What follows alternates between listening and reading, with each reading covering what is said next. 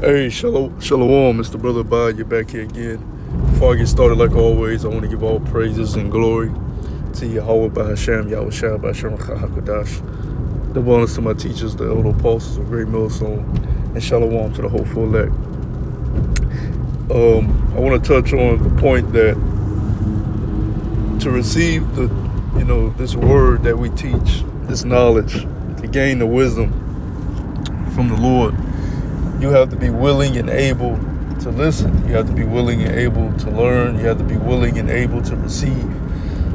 Our people, majority of them, are not even willing, let alone able, to receive this word, to receive this knowledge.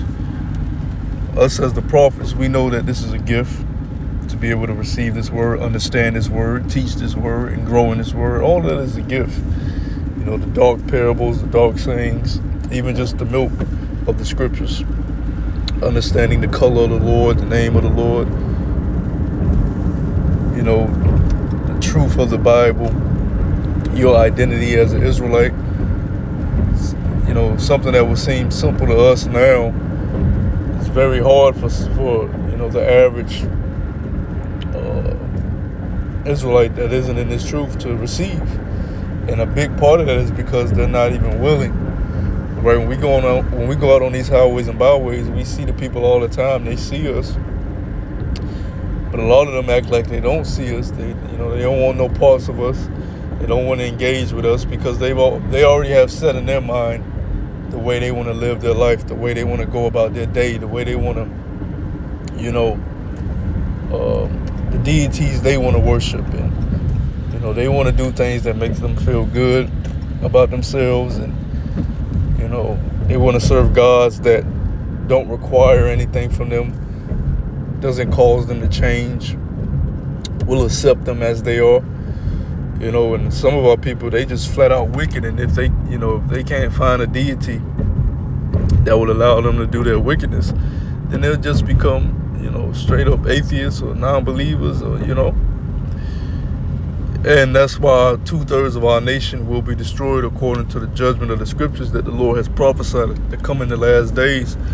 And that judgment isn't just nuclear missiles or World War III. That judgment has already been beginning. If you don't have that hedge protection of Yahweh Shema Shah around you, you can die in a car accident, you can die by gunshot wounds, you can die by stab wounds, you can die by horrendous ways, just from the Lord judging you as a 2/3. All right, the judgment for a 2/3 doesn't automatically start, at the end, as we get at the very end. If you're a 2/3, you're not under the hedge of Yahweh Shema Shah. That's a big part of that is you not willing to hear His word. Now, going back to Deuteronomy, when our nation was being set up, we were being given the laws as the nation of Israel. We were being established as a nation. Look what the Lord told us. Deuteronomy chapter 4, verse 1. Now therefore hearken, O Israel, unto the statutes and unto the judgments which I teach you, for to do them that ye may live, and go in and possess the land which the Lord power Yahweh of your fathers giveth you.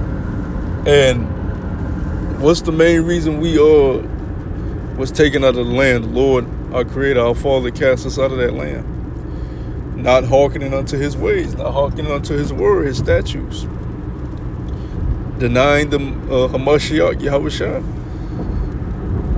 He allowed the Romans, Titus and Vespasian, to completely kick us out of the land.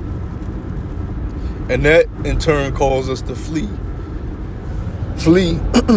into primarily, parts of Africa. And further down the line, we were cast into the transatlantic slave trade. Even going further back, you deal with the northern tribes. They were cast out the land during the Assyrian captivity. And the Lord had them travel over here to what is known today as North America. But guess what? What happened to them? They were raped, slaughtered, backstabbed, murdered. done unjustly. These are the judgments that happened to our people for them not being willing to hear the voice of their Lord. All right? And so because we allow adultery, all right, we allow it in the music, our people talk about it in music, we allow idolatry. Our people, we tell them about Christmas and that it's a pagan holiday, and a lot of these so-called holidays, we tell them about the pagan origins, and they throw their hand at us. They don't want to hear these things. They're not willing. But these are the judgments that you're supposed to know. We tell our people, hey, homosexuals, according to the law, if we were in a righteous kingdom, they would be put, be put to death according to the law. And guess what? They throw their hand at us, They say, man, nobody want that shit, and they allow homosexuality to run rampant throughout our community. Yeah, we can blame the so-called white man, the Edomites, for having us in this predicament. But at the end of the day, a lot of our people, when it's time to even govern themselves, they don't do it the righteous way. They don't do it according to the ways of Yahweh Shem Shah. And a prime example of that is us being in captivity. When we were supposed to be governing ourselves, we didn't, according to the ways of Yahweh Shem Shah, we didn't do it. So the Lord put another nation over us to govern us. And now look at it. Now look at us, completely destroyed. Except for those coming back to their Father, Yahweh, through the blood and sacrifice of Hamashiach Yahweh Shah. But if they're not willing and apt to learn and hear, you're not going to receive this. You're not going to understand this. You're not going to be able to walk in this, okay, and grow in this. And live in this, all right? Because he said, adhering to his statutes and judgments will cause you to live. You niggas are dead. You niggas are like the dry bones in the valley that Ezekiel saw. You have the physical vessel, but you have no breath in you. You have no knowledge. You have no wisdom. You have no understanding of how to live correctly on this earth, which leads you into getting into all type of mischief, death, imprisonment, drug use, harlotry, all type of wicked ways of living. Verse 2, going back to Deuteronomy chapter 4, says, ye shall not add unto the word which I command you, neither shall you diminish out from it, that ye may keep the commandments of the Lord power Yahweh, which I command you. And look, you guys diminish from the word. You guys take bits and pieces and throw out the rest. A lot of you are obsessed with what you call the New Testament, but will completely disregard a lot of the things written in what you would call the Old Testament, which really ain't no Old Testament or New Testament. It's all, because how is the New Testament older than the Old Testament when we're in the year 2026? It's all old if you go by that simple ass knowledge. Stuff was written, centuries ago, man. So how the hell, it's all old. It's all Old Testament if you want to go by that simple knowledge, but you can't pick and choose. Oh, the Lord said, love your neighbor, love everybody.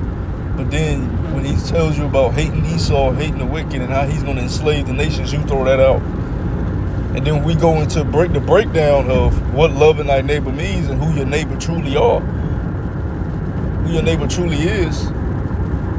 All right? Especially according to going back to that time when it was written. You guys don't want to hear it because you're not willing. You're not apt. So how can you receive it? So since you're not willing to receive it, guess what you're going to receive? You're going to receive the judgment of the Lord. All right? Verse 3 says, your eyes have seen what the Lord power Yahweh did because of Baal Peor. For all the men that followed Baal Peor from Yahweh, thy power have been destroyed from among you. And the Lord's going to do that with the Babylon. He's going to destroy what you esteem highly. The NBA is going to be done away with. The NFL is going to be done away with. The World Cup going to be done away with. All right? Rap music and celebrities is going to be done away with. Going to the club, showing your ass is going to be done away with. Buying these nice ass, what you perceive to be clothes, is going to be done away with. All this folly is going to be done away with. And there's going to be a lot of judgment from on high. Verse 4, but ye that did cleave unto the Lord power Yahweh, your power are alive, every one of you this day. And that goes to us. Lord willing, we continue to walk in the ways of Yahweh Shah HaMashiach. Because the moment we leave off from walking off from the ways of Yahweh Shah HaMashiach is the moment we will be dead like the rest of the 2/3. We'll be dead like the rest of these heathens in this world. Walking vessels with no wisdom, no understanding, you know. Yeah, you have arms, legs, limbs, you know. We can see you, but you're spiritually dead. You're gone. Zombies walking amongst each other, man. The walking dead, literally. Verse 5. Behold, I taught you statutes and judgments, even as Yahweh, my power, commanded me, that ye should do so in the land whither ye go to possess it. Keep therefore and do them, for this is your wisdom and your understanding. If you don't keep the ways of Yahweh Shah, you have no wisdom, you have no understanding. You don't know how to raise up a daughter. You don't know how to raise up a son. And we see the end result, man. You got these 20-year-old women getting on yachts with men by themselves, don't know shit about these men. These men haven't been examined by their fathers because their fathers, you know, ain't raised them. Their fathers ain't around. The mother don't know shit. You know, so you send your daughters off early to these schools to be, you know, tossed like a fucking rag doll, man. Now her mind and spirit is destroyed, and now she just, you know, wanders throughout life as a harlot, man. These boys, all they know is to chase money and ass. They don't know anything about their power, anything about their Savior, how to keep themselves from danger, how to walk correctly, you know, and they find themselves in all type of dangerous predicaments because they don't have wisdom, because they don't have understanding. If you're not reading the Proverbs, if you're not reading the book of Sirach, how are you going to have wisdom, man?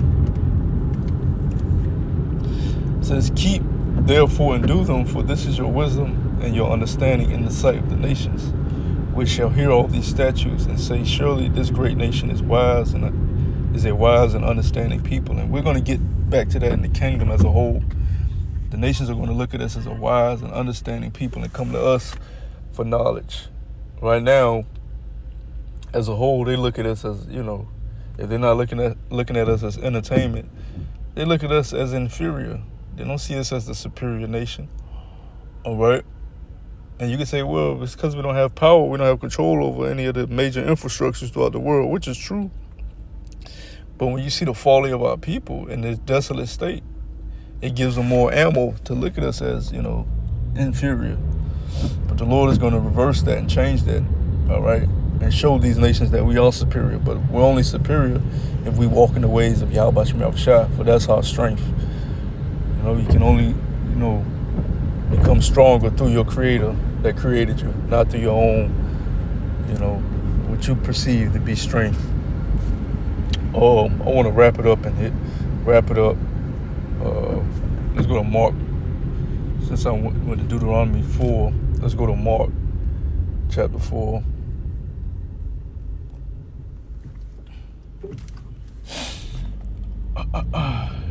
It's Mark chapter 4,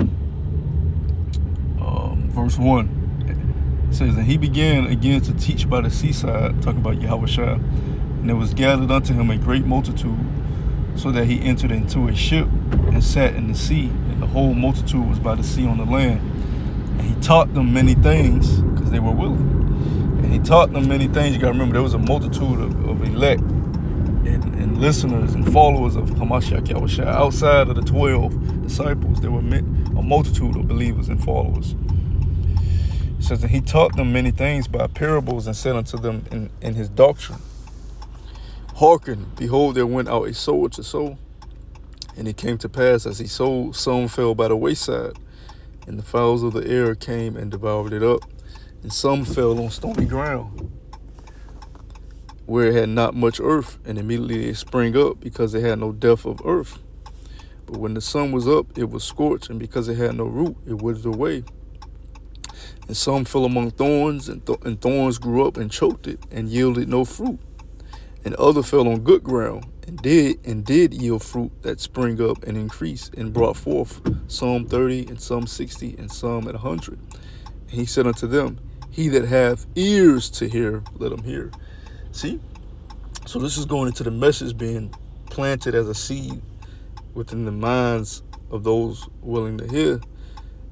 And as you can see, those that are not willing and apt, those fell on stony ground, thorns came up and grew there, all right, didn't bear no fruit. Those that were willing and apt and continuously, because it's a continual thing, it's a repetitious thing, you have to repetitiously do this. Those that are willing to continue in these things, then they sprang up good fruit. They yielded good fruit. What was sown in them yielded, you see, the growth. All right, so if you come into this truth, you're not just saved just because you are able and willing to learn it. You got to continue in these things. If you don't continue in these things, we just read it, how thorns can grow amongst that. And if you got a whole bunch of thorns around your garden, all right, in your field, you can't pluck out you can't even find what has grown, what has yielded, because you're going to end up cutting yourself. All right, you're going to end up cutting yourself pretty bad. You can't even pluck up what's the fruit or the produce that has grown in your garden or in your field. So even in that case, if you're not growing in this truth, that means you got thorns all around you. The Lord can't, when it's time for the Lord to harvest his elect, he can't, pluck you up and give you salvation. You got thorns all over. He can't even see what you produce. All right, so you got to continue on walking these things. You got to be willing and apt and able to continue to walk in these things and learn these things, forever. All right, it doesn't stop. It's a continual thing. But the main reason our people are not going to be saved or delivered is because they're not willing. It's because they're not apt. It's because they're not able. It's because they don't care. It's because they throw their hand at us. All right, mock, laugh, scoff at us. Disregard the words of the Lord. Disregard the words of Hamashiach Yahushua. All right?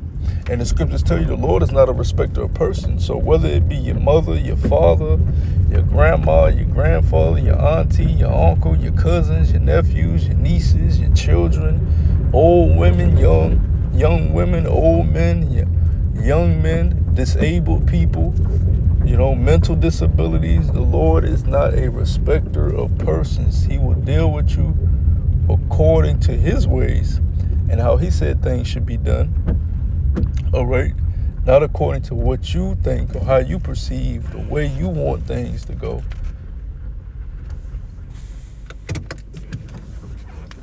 The Lord ain't, ain't going for none of that. So that's what, he that have an ear to hear, let him hear, let him learn. So Lord, this was edifying. To the next time I say shalom.